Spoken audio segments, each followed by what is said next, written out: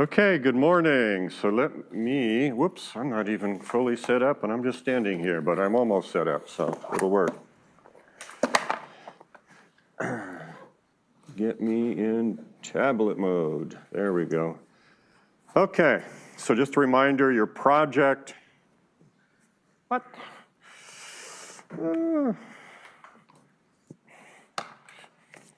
is due. Come on. Sign in.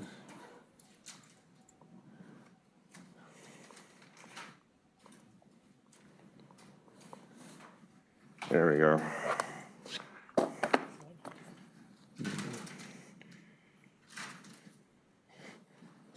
Your project due is a week from Thursday, so we got lots of time. Everybody's noticed there's these little hiccups on the printing of the plotting of the really gorgeous, beautiful LiDAR point cloud on the Illumi servers, and we're working on that. We'll come up with something good.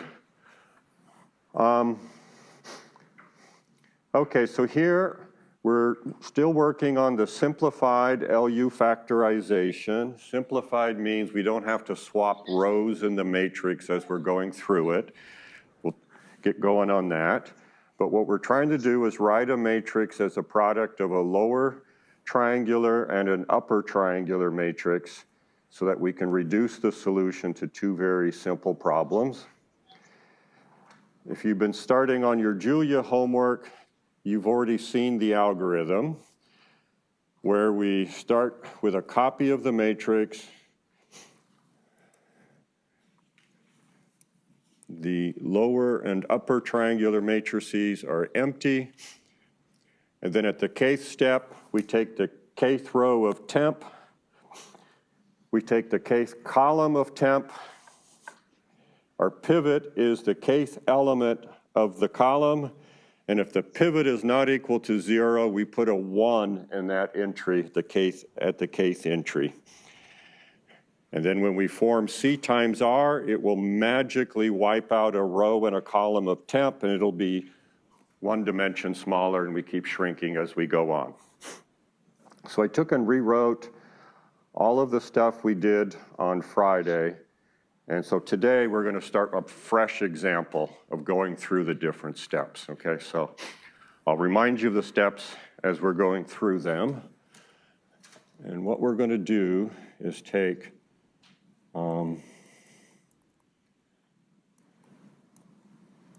find a solution to AX equals B.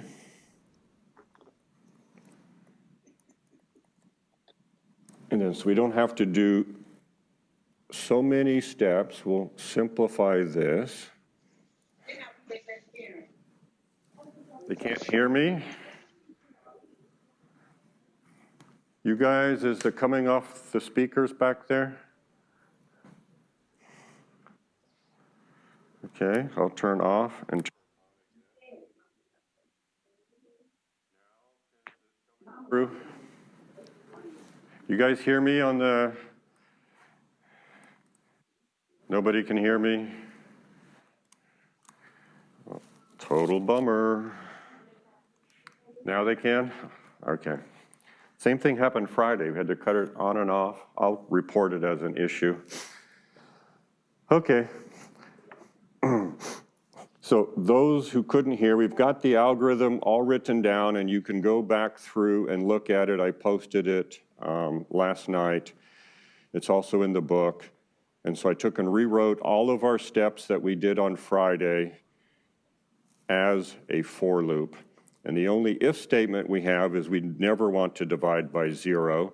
In our simplified method, if we have to divide by 0, we have to break out of the for loop and say our matrix cannot be factored without row permutations.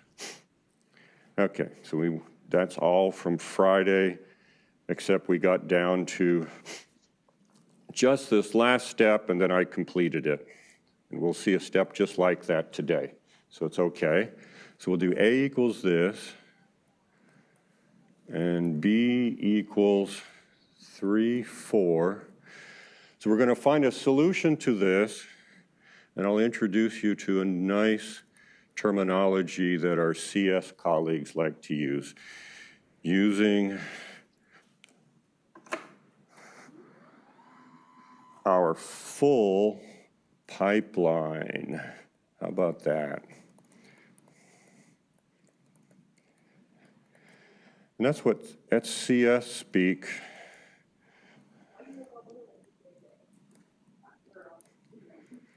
for process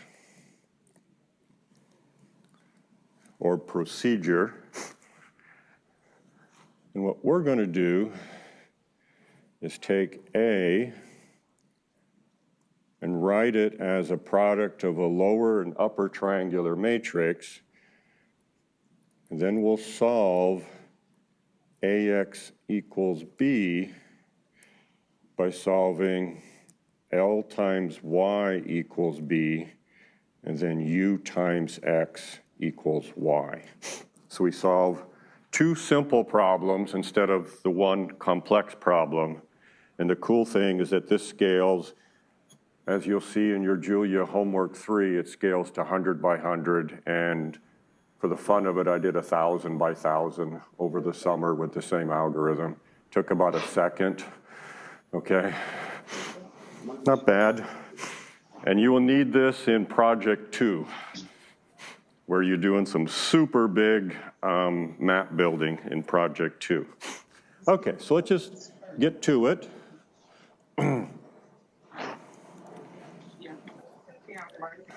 So the first step of the algorithm.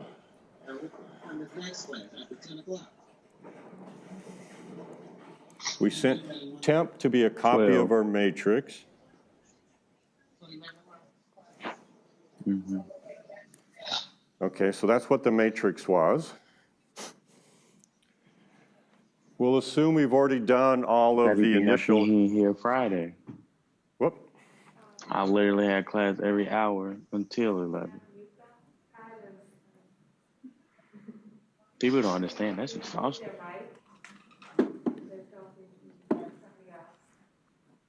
Oh.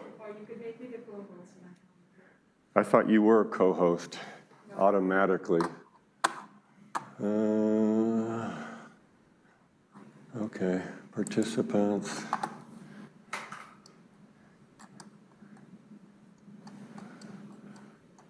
Tribby, more, make co-host. Okay, sorry, we'll try to get that set up as a default. Tribby, and then you can just mute when people are talking. That's okay. But it does work. It comes over the speakers. Well, too well. Hey, everybody. So once again, K equals 1. The first thing is we copy into a temp matrix our A matrix, which is 2, 6, minus 1, 2. Then we get the row by just, for K equals 1, it's the first row of temp. And the column is equal to the first column of temp. And then we need to divide by the pivot, which is the first element of C here. And so we get 1, 3. Okay, so I didn't write out explicitly the pivot, which you would do in your program. And I didn't explicitly test that 2 was not equal to 0. That's what you would do in your program. So that's how you get R and C. So at this stage, you can build U. It'll just have R in it. So it's 2 and minus 1. And you can build L, which will just have C in it. And it's 1 and 3. And then when we form K equals 2, we have temp equals temp minus C times R. So 2, 6, minus 1, 2. Then your column is 1 and 3. And the row is 2 and minus 1.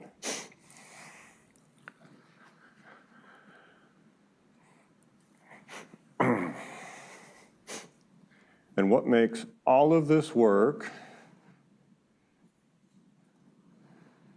is that when we form this product, it needs to be exactly equal on the first row and the first column to what our matrix is. That's the whole goal. So when we take the difference, we're down to something that's all zeros except for the lower entry. So what does this look like? There's several ways to do it. One is we just take the first entry 1 and multiply it by this row. And then we'll take the second entry 3 and multiply it by that row. So let's just do that. So 1 times 2 minus 1 is 2 minus 1. And 3 times 2 minus 1 is 6 minus 3. Okay, so then our temp matrix, yep, it all worked. 2 minus 1, 2, 6, 2 minus 1, 2, 6. And then we take 2 minus a minus 3. So we're going to get 0, 0, 0, 5 at that stage. This makes sense, the process? It's very mechanical. And the whole magic is how do you choose the rows and columns so that when you do C times R, you replicate the top row and the top column that's non-zero. And now we've only have to replicate one row and one column, which is trivial, but this is exactly the step where we left off last time. Okay, so now we would define R. So we're at K equals 2. We take the second row of this matrix, so that's 0, 5. We take C is the second column of the matrix. And then we divide by the second entry of C to make sure there's a 1 is the leading non-zero entry. And so we get 0, 1.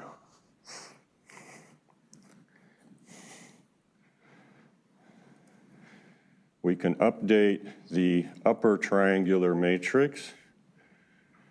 So U before was 2 minus 1. Now we have 0, 5. Looks like almost like a 6, 0, 5. There's our upper triangular. And then we can update the lower triangular matrix. And for there we had 1, 3.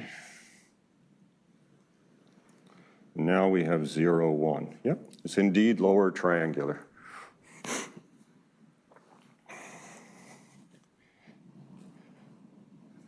And then we can just check if we want. We can do temp equals temp minus the column times the row. And so this is 0, 0, 0, 5. Column is 0, 1. And the row is 0, 5. Just to make sure that everything worked. We converged. Yeah, we're out of the wipes. You got to use the spray. Sorry about that. I've requested they restock the room. Should be done automatically, but of course not. And then using our column times row multiplication, it makes it really easy to think about this. So it's 0 times that row, and then 1 times that row. And so when we take the difference, we indeed converged. Question? I think there's a confusion about how you define L and U from C and R. Mm-hmm. Yep. Okay. So L, what we always do is we take L and we add C to it as a column. That's the update rule. And U, we take the previous version of U, and then we add R to it as a row. So that's the update step. Okay, so we take all the rows that we have. We start out with the empty matrix, and then U was empty, so there was nothing on the top. And so we just added in R, and we got 2 minus 1. L was the empty matrix at the start, and we just had one column. That's 1, 3. At the second step, we have another R. We just add that into the previous upper triangular matrix U, U for upper, and then we get the new column, and we add that to the existing one, and that completes it. And if this were not the 0 matrix, if we were on a 3 by 3 or 4 by 4, we would just keep going. Okay? So now what we have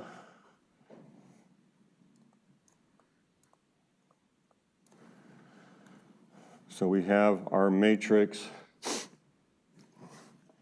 2, 6, minus 1, 2 is equal to, there's all my notes. L, there it is, 1, 3, 0, 1. And then U, we have 2, minus 1, 0, 5. And then we seek to solve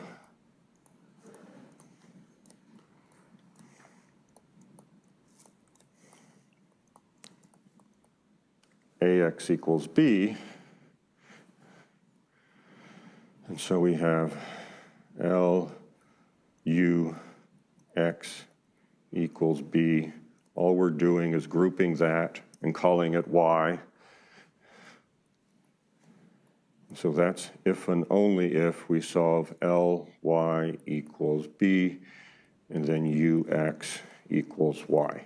That's the trick, to reduce everything from being AX equals B with a matrix with no particular structure, and when that's 100 by 100, it's really painful. But this is lower triangular, so we use forward substitution, and this is upper triangular, so we use backward substitution. So let's do those now. Questions about how we got to this step? Dying for a question? Going once, going twice? 3 times sold for 0 questions. Okay, we're going on. Okay, so we got to solve Ly equals B and Ux equals Y. So let's just do that. So Ly equals B. So that means we have 1, 0, 3, 1 times Y1, Y2, and this was 3, 4. Okay, so what does that imply using forward substitution?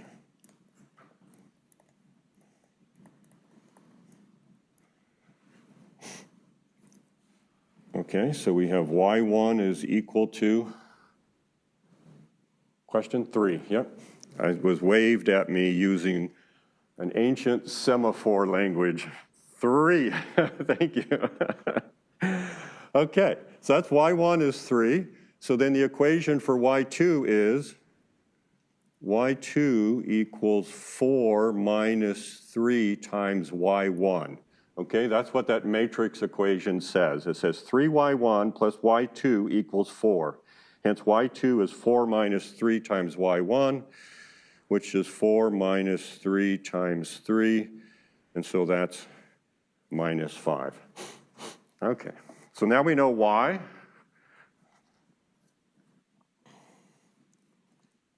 So Y is 3 and minus 5. Now we can do our Ux equals Y.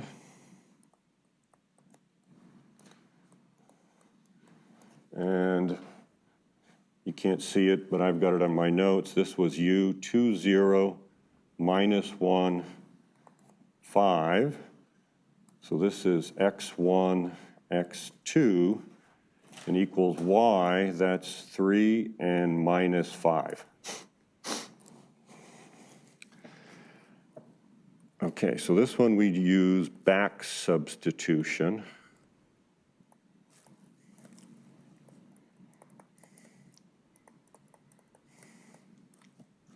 So we go from bottom to the top.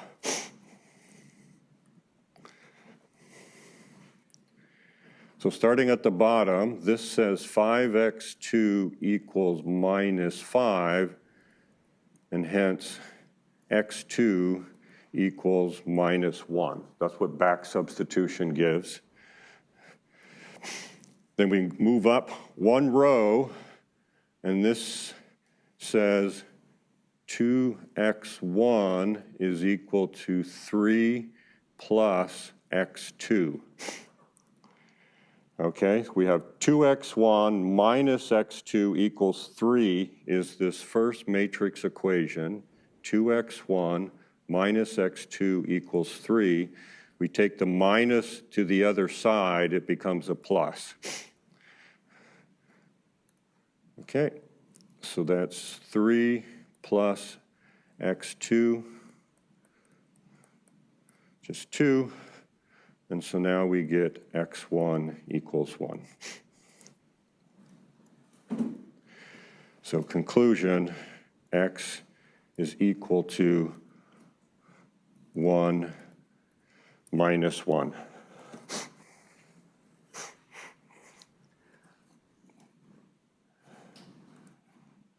Okay, so this seems long and tedious.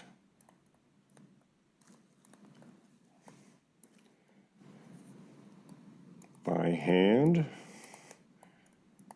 but it programs very well, okay?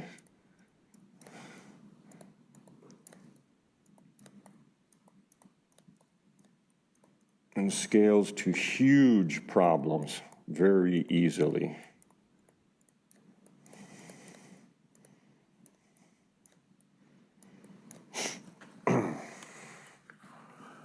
Okay, so that's the key thing.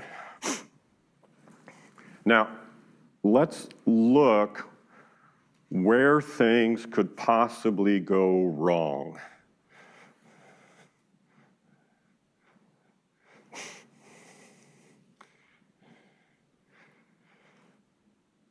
Okay, we're going to factor A as L times U. The way our algorithm works,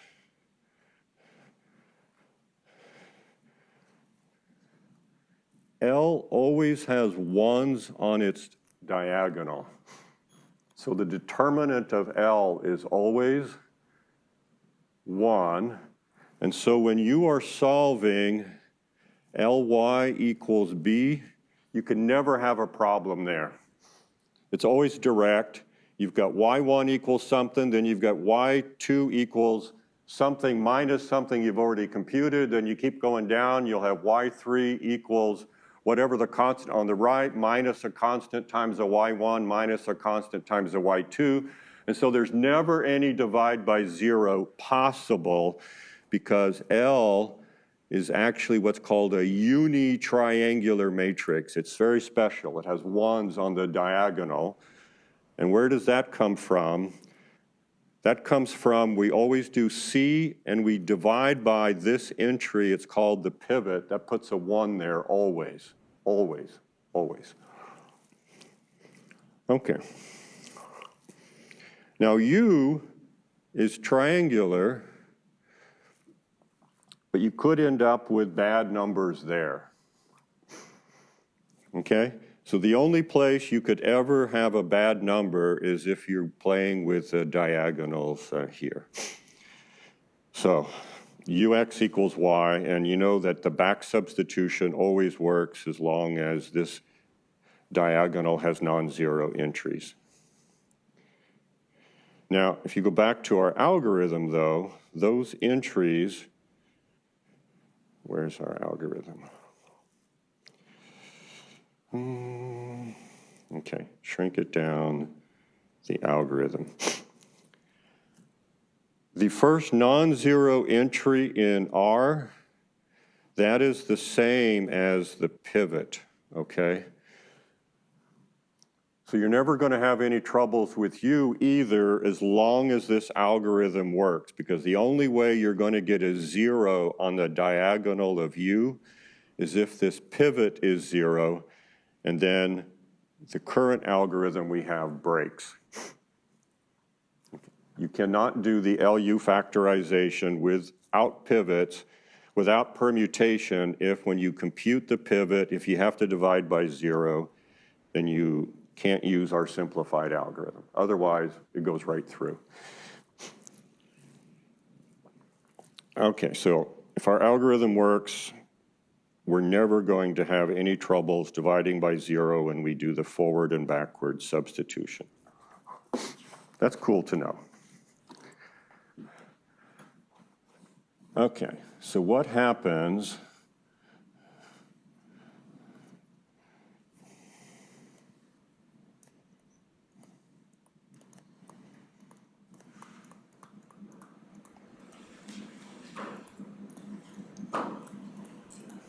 when our current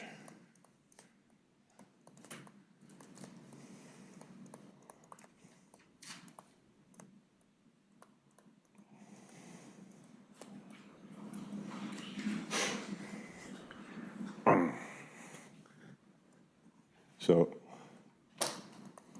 suppose I gave you M is 0, 1, 1, 1. What would you do? Well, K equals 1. You would say R equals 0, 1. You go, hey, I'm happy, no problem with R, right? And then you go C equals 0, 1 divided by 0, because you have to divide by the first entry of C, and this goes not defined, okay?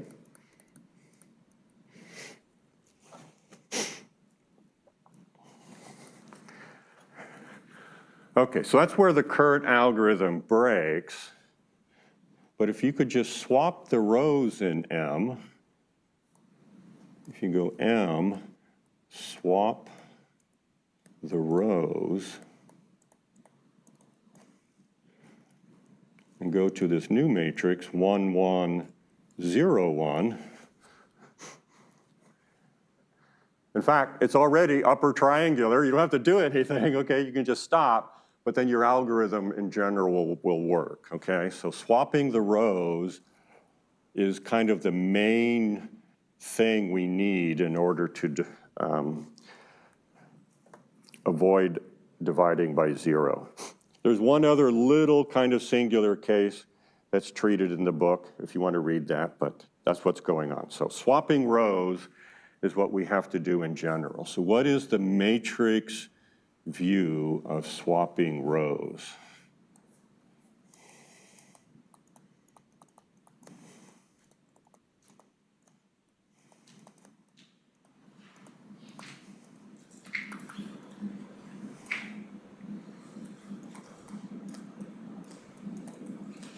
It's called a permutation matrix.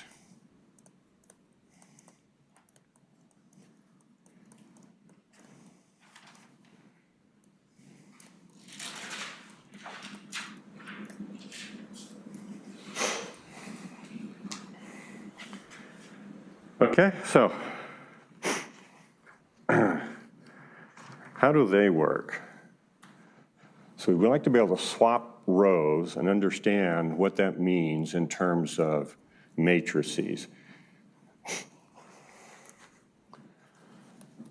Okay, so the first thing I'm going to define is the identity matrix.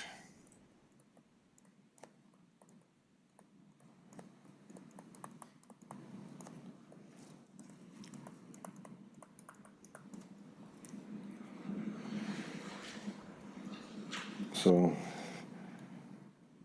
the identity matrix just has ones on the diagonal. It's square.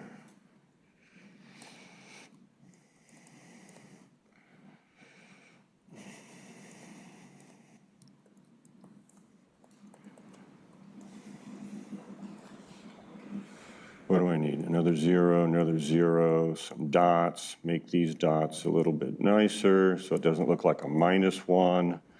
Okay, so 1s, 0.0 on the diagonal.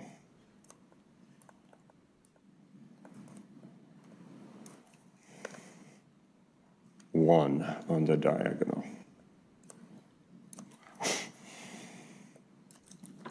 Okay, so that's the identity matrix.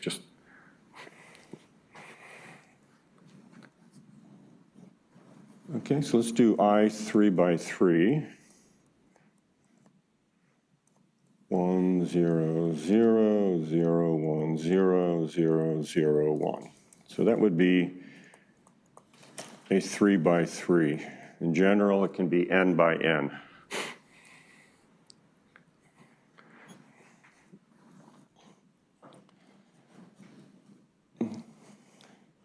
And now let's multiply the identity times kind of an arbitrary matrix.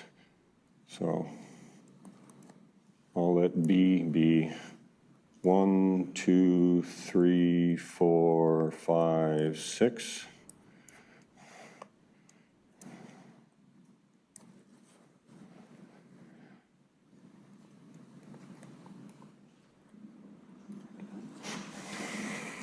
What do we get if we multiply an identity matrix times some other matrix? Okay, so our row matrix has 3 columns, B has 3 rows, so this multiplication makes sense. And then let's do it with our now favorite way of doing multiplication as columns times rows.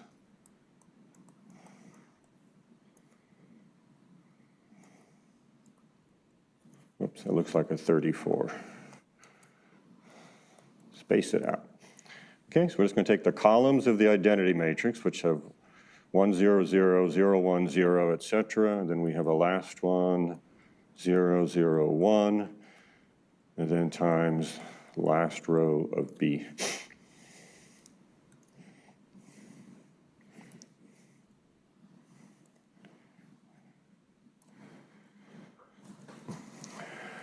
Okay. I'm hoping you guys are getting where you see almost instantaneously. We have a 1 times this row, and then we have zeros times it. Okay, so this is 1, 2, 0, 0, 0, 0. We have a 0 times this row, then a 1 times this row, then a 0 times this row. 0, 0, 3, 4, 0, 0. I don't know. For me, it's so much nicer than doing this all the time, okay? It just falls out what's happening. Same thing here. 0 times that row, 0 times that row, 1 times that row. 0, 0, 0, 0, 5, 6. Okay, so an identity matrix times any matrix for which the sizes make sense just gives the matrix back. It does what you want something to do on the identity, okay? So you add that up and you get B again. Okay, you see the columns and what they're doing. They're just picking out the rows. 1, 0, 0, 1 just picks out the first row. Okay, now what has that got to do with permutation matrices?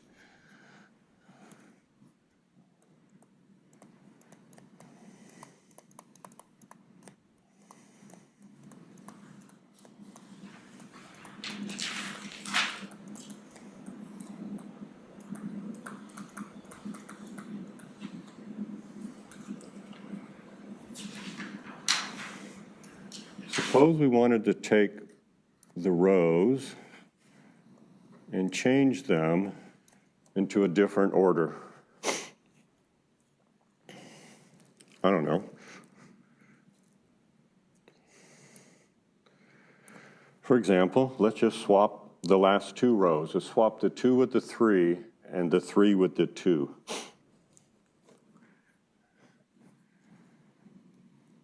The way you do it is you put an identity matrix on this side,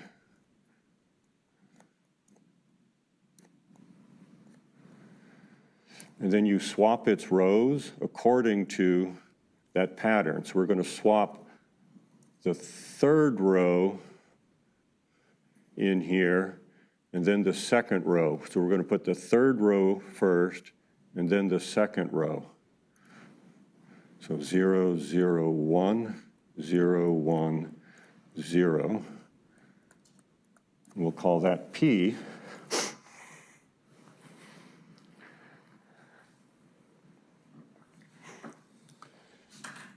Now let's do P times B and see what happens. Okay, so this list could be 11 entries long. You write down the other order you want the rows, but usually you're just swapping 2 to avoid a divide by 0. You've got a 0, you look further down. Oh, in row 19, I don't have a 0 there, so I'm just going to swap my 4th row and my 19th row. So I'd really just have a really simple change on this matrix, swapping 2 rows. But you could swap 4 or 5 of them at a time if you wanted, but typically you don't need to. So let's do P times B and see what happens. So we have 1, 0, 0, 0, 0, 1, 0, 1, 0.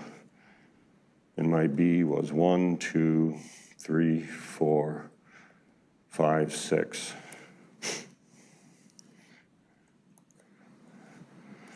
Well, let's do column times rows again.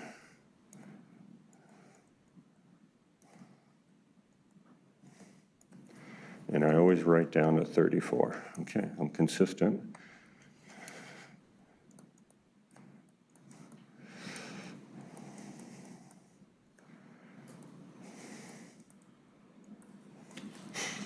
Okay, column times rows.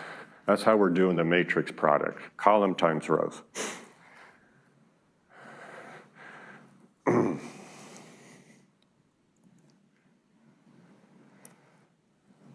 Okay, 1 times the first row, 0 times the row, 0 times the row.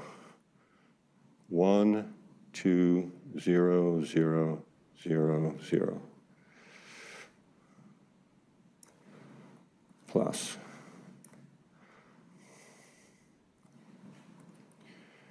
Zero times the row, 0 times the row, 1 times the row.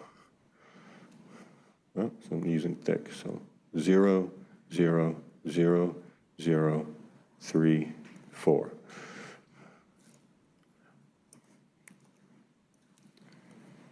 Zero times the row, 1 times the row, 0 times the row. I know, it's getting to be monotonous, but I want to have this be a reflex. Okay, so now we add these guys up. 1, 2, 5, 6, 3, 4. See the magic? If you want to swap rows, you build a permutation matrix. All it does is permutes the position of, this time, rows 2 and 3.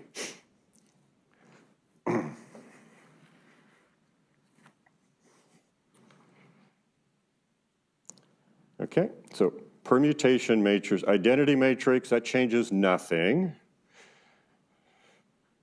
But if we want to swap any particular rows, we just simply take the identity matrix and then we just swap the rows. And in Julia, that's a really quick thing to do. Then you've got your permutation matrix. Okay, so relation to Lu factorization.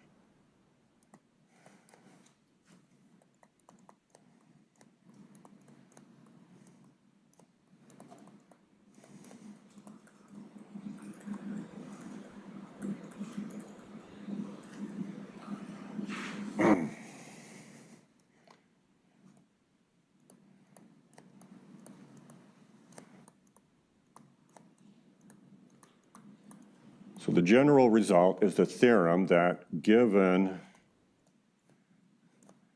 A an n by n matrix, there exists a permutation matrix P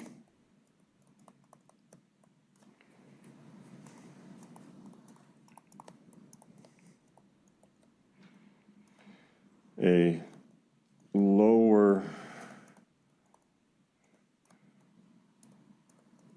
triangular matrix L and an upper triangular matrix U. Then we'll stop here so you can catch up.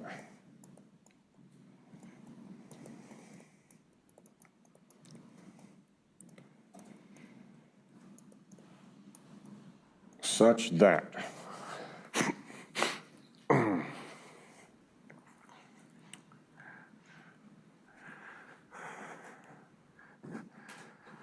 so it says any n by n matrix, any square matrix can be written as the permutation matrix times A equals L times U.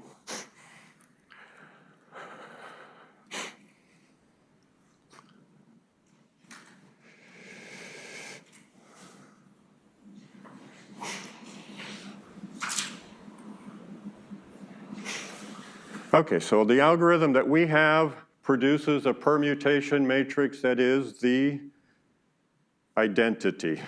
It swaps no rows, okay? It leaves all of them in their place, okay? So our algorithm uses P equals the identity matrix. That's because we don't have to swap rows. But if you are forming the column and you've got a 0 in it, not always, if you read the book, you'll see all the little small details. We're not going to drag you through that because it's just not worth it, okay? But I want you to understand how the general lower-upper factorization works. It simply has one extra term, and all that term is doing is interchanging some rows in the matrix so that everything works, okay? That's all it does. Okay, and then how to solve AX equals B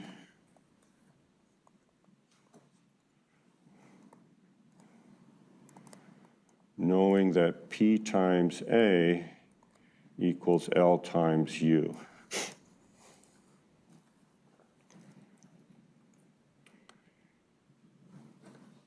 Well,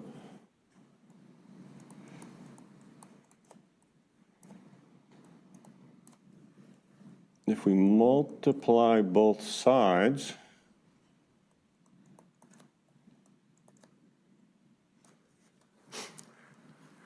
okay, so A has had its rows permuted, so I'm just going to use that same permutation matrix times B.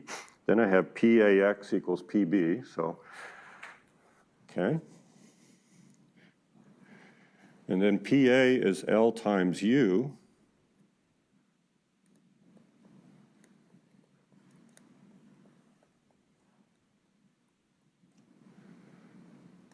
And so all I'm going to do is solve Ly equals P times B, and then I do Ux equals Y.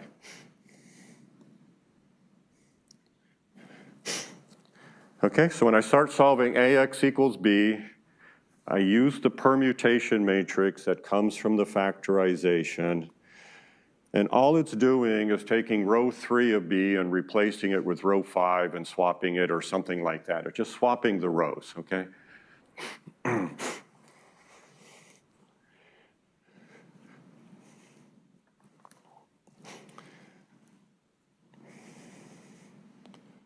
Whoops. Oh, I think I ran out of paper. I've never had that happen to me before. Oh my gosh, that's awesome.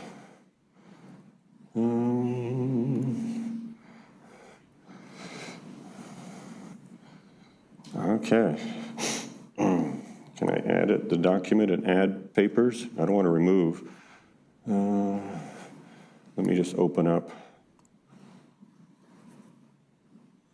File Explorer. Thank you. Desktop, Rob 101. Come on.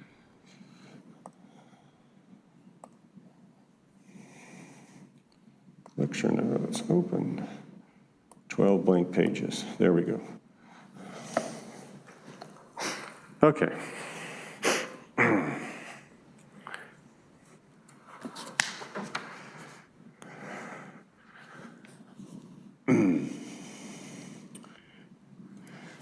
So you guys, would you like to do an example using the P, or you think you can just follow the book and handle that?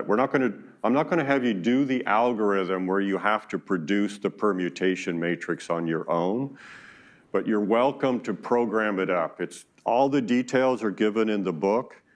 What we're going to do is use Julia's Lu Factorization command, and it will automatically, when you give it A, it will produce the permutation matrix, the lower triangular matrix L, and the upper triangular matrix U. And then what you need to do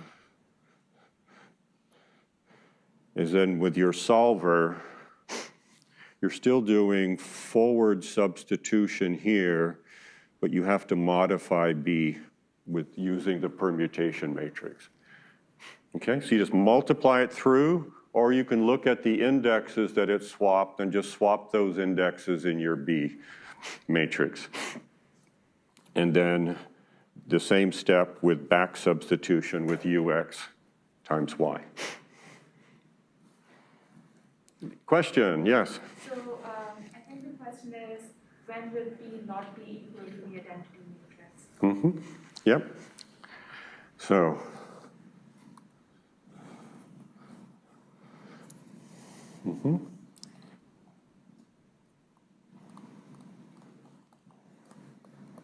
P not equal to the identity.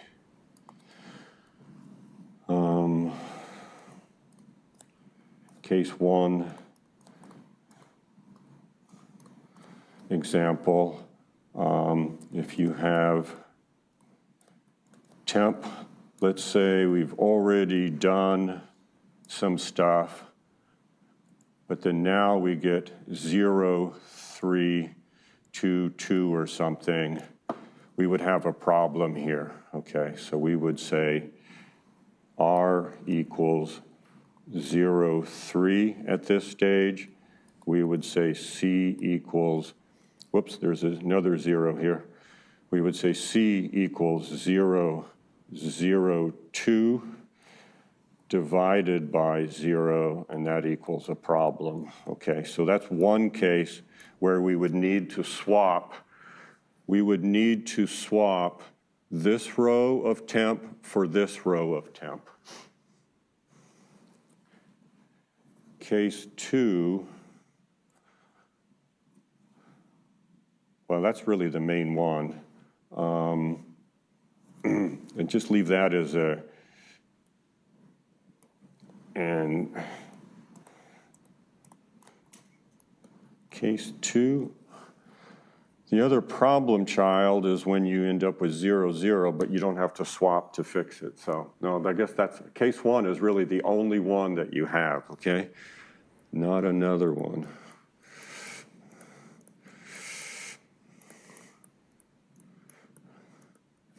Okay, so there's one more singular case, but it doesn't lead to a non-trivial permutation matrix. So the identity would be a trivial permutation matrix. Okay, so I guess we'll stop there. It's 10:50, and we'll get going on Chapter 6, matrix transposes, matrix products, doing determinants, the matrix inverse, things like that on Wednesday. Cool, thank you.